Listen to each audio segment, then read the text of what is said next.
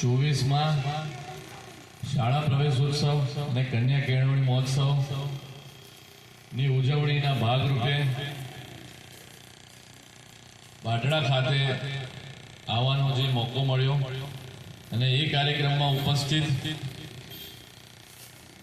ગામના સરપંચ, ઉપસરપંચ, શાળાના આચાર્ય, શિક્ષકગણ, ગ્રામજનો અને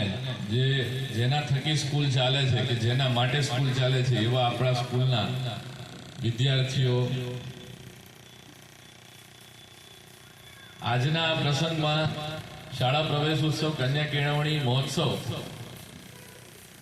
દરેક જગ્યાએ હાજરી આપવાનો દરેક અધિકારીને જે મોકો મળ્યો છે એ હકીકતમાં તમને ખ્યાલ હશે કે અલગ અલગ જિલ્લાઓમાં અલગ અલગ જગ્યાએથી ક્યાંક આપણા આદરણીય સીએમ સાહેબ કોઈક જિલ્લામાં જતા હશે, કોઈક જગ્યાએ કોઈ આઈએએસ અધિકારી જતા હશે, કોઈક મંત્રી કોઈક જિલ્લાની કોઈક શાળામાં જતા હશે. આ બધા લોકો જે સ્કૂલની અંદર જઈને અને નાના નાના ભૂલકાઓને જે પ્રવેશ અપાવે છે એના માટે જે મહેનત સ્કૂલના શિક્ષકો, આચાર્યો જે કરે છે એ ગામે ગામ જઈને